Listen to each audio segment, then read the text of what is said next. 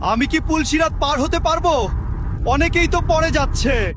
ডান হাত না বাম হাত, এই একটি মুহূর্তই ঠিক করবে জান্নাত নাকি জাহান্নাম। এবং আগামী 10 মিনিটে আপনি দেখবেন সেই যুবকের সাথে কি ঘটল যে কবরে 2 বার মৃত্যু দেখেছিল। গত পর্বে আমরা দেখেছি কিভাবে সে কবরের আযাব থেকে বেঁচে গেল 5টি আমলের কারণে। কিন্তু কবর তো শুধু শুরু। হাসরের ময়দানে 50,000 বছরের অপেক্ষা, পুলসিরাতের ব্লেডের মতো সরু পুল, এবং শেষ পরীক্ষা আমলনামা কোন হাতে আসবে। আজ আপনি জানবেন হাসরের ময়দানে 3টি সবচেয়ে ভয়ঙ্কর মুহূর্ত, পুলসিরাত পার হওয়ার একমাত্র উপায়, এবং জান্নাতে প্রথম যে জিনিস দেয়া হয় সেটা কি। মনে আছে সেই যুবকটির কথা যে কবরে প্রথমবার আগুন দেখেছিল, তারপর তওবা করে জান্নাতের বাগান পেয়েছিল। এখন তার আসল পরীক্ষা শুরু হবে। হঠাৎ কবরের ভেতর সবকিছু কাঁপতে শুরু করলো। মাটি ফাটল, একটা শক্তি যেন তাকে টেনে বের করছে। যুবকটি চোখ খুলল এবং যা দেখল তাতে তার শ্বাস বন্ধ হয়ে গেল। আকাশ ফেটে গেছে, সূর্য নিভে গেছে, পাহাড়গুলো ধুলোর মতো উঠছে। এটাই সেই দিন, কিয়ামত। কিন্তু এখন শুরু হবে 3টি ভয়ঙ্কর পরীক্ষা যা তাকে দিতে হবে। প্রথম পরীক্ষা, যুবকটি যখন কবর থেকে বের হলো, চারপাশে কোটি কোটি মানুষ। কিন্তু এখানে একটা অদ্ভুত ব্যাপার। আপনি হয়তো ভাবছেন মানুষ একে অপরকে খুঁজছে, পরিবার একসাথে হচ্ছে। না, সবাই একা। মায়েরা তাদের সন্তানদের থেকে পালাচ্ছে, ভাই ভাইকে চিনছে না, স্বামী স্ত্রী একে অপরের দিকে তাকাচ্ছে না। কেন? কারণ এখন প্রত্যেকে শুধু নিজেকে নিয়ে ব্যস্ত। নাফসি নাফসি, আমাকে বাঁচাও, আমাকে বাঁচাও। যুবকটি চারপাশে তাকালো। কিছু মানুষের মুখ উজ্জ্বল, যেন নূর। আবার কিছু মানুষের মুখ কালো, যেন পুড়ে গেছে। তার মনে প্রশ্ন জাগলো, আমার মুখ কেমন? কিন্তু তার হাতে কোনো আয়না নেই। তাকে অপেক্ষা করতে হবে, এবং এই অপেক্ষা 50,000 বছর। হ্যাঁ, আপনি ঠিকই শুনেছেন। হাসরের ময়দানে একদিন মানে দুনিয়ার 50,000 বছর। কিন্তু মোমেনদের জন্য এটা অনুভূত হবে শুধু একটা নামাজের সময়ের মতো। যুবকটি অপেক্ষা করতে লাগলো। সূর্য মাথার উপর এত কাছে যে ঘাম ঝরছে, কিন্তু সে শান্ত। কেন?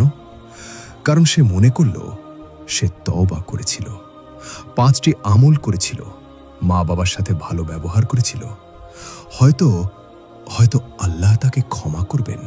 হঠাৎ আকাশ থেকে কিছু একটা উড়ে আসতে শুরু করলো। কাগজ, লক্ষ লক্ষ কাগজ, প্রত্যেকের আমলনামা।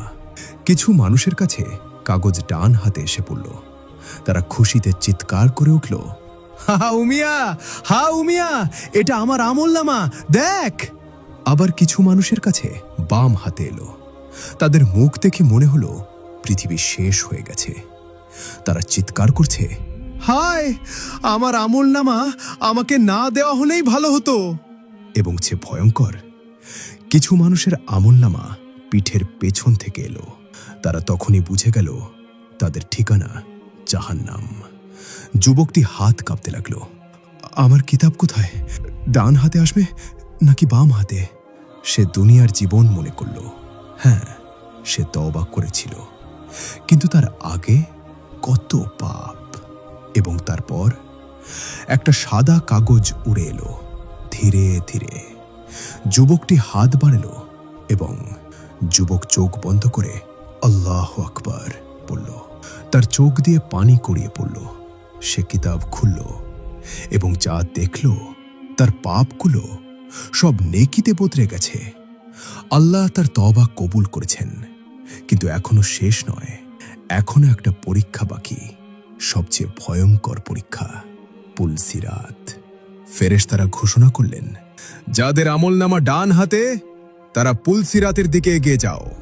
যুবকটি মুমিনদের সাথে হাঁটতে লাগলো, এবং যখন সে পুলসিরাত দেখল। আপনি হয়তো ভাবছেন পুলসিরাত একটা সাধারণ পুল। না, এটা চুলের চেয়েও সরু, তলোয়ারের চেয়েও ধারালো এবং নিচে জাহান্নামের আগুন। কেউ বিদ্যুতের গতিতে পার হয়ে যাচ্ছে, কেউ হামাগুড়ি দিয়ে যাচ্ছে, আবার কেউ পড়ে যাচ্ছে। যুবকটির পালা এলো। সে পুলসিরাতের উপর পা রাখল। শরীর কাঁপছে। নিচে আগুনের গর্জন শুনতে পাচ্ছে।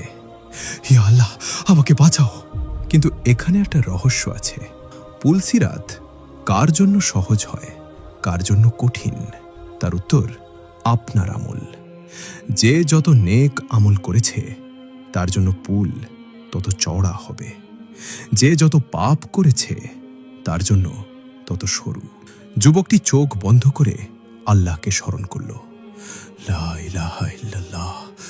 এবং হঠাৎ সে অনুভব করল তার পা শক্ত মাটিতে। সে পার হয়ে গেছে।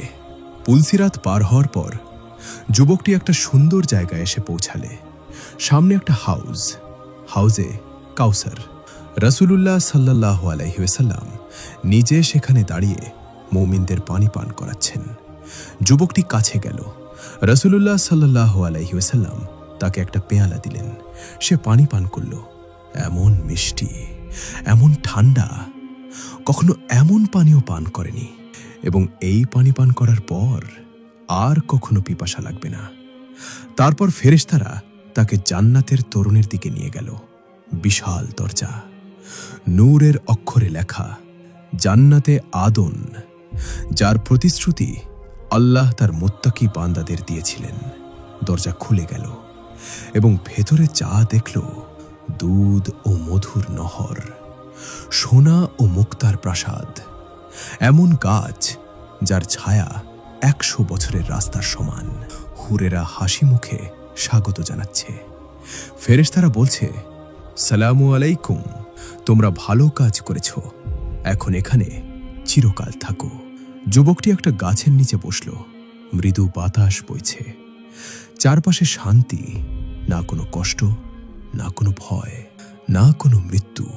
চিরকাল শুধু সুখ, শান্তি আর আল্লাহর সন্তুষ্টি। যুবকটি পুরো যাত্রাটা মনে করল। দুনিয়ায় যখন সে পাপে ডুবেছিল, তারপর সেই ভয়ঙ্কর স্বপ্ন, কবরের আগুন, তওবা, 5টি আমল, জীবন বদল, এবং এখন জান্নাত। হঠাৎ একজন ফেরেশতা তার কাছে এলো। তোমার পরিবার শীঘ্রই আসবে, তারাও তোমার মতো তওবা করেছিল। যুবকটির চোখে খুশির পানি এলো। সে আকাশের দিকে তাকিয়ে বলল, আলহামদুলিল্লাহ, যিনি আমাকে এই পথ দেখিয়েছেন, তিনি না দেখালে আমি কখনো পথ পেতাম না। এই গল্প থেকে আমরা 3টি শিক্ষা পেলাম। 1, তওবা কখনো দেরি নয়, যতক্ষণ শ্বাস আছে ততক্ষণ আল্লাহর রহমতের দরজা খোলা। 2, ছোট আমলই বড় পরিবর্তন আনে। 5টি আমল তাকে জাহান্নাম থেকে জান্নাতে নিয়ে গেল। 3, দুনিয়া অস্থায়ী, আখিরাত চিরস্থায়ী। আজ যা করছেন সেটাই ঠিক করবে আপনার অনন্তকাল। আপনি কি জান্নাত চান? তাহলে আজ থেকেই শুরু করুন।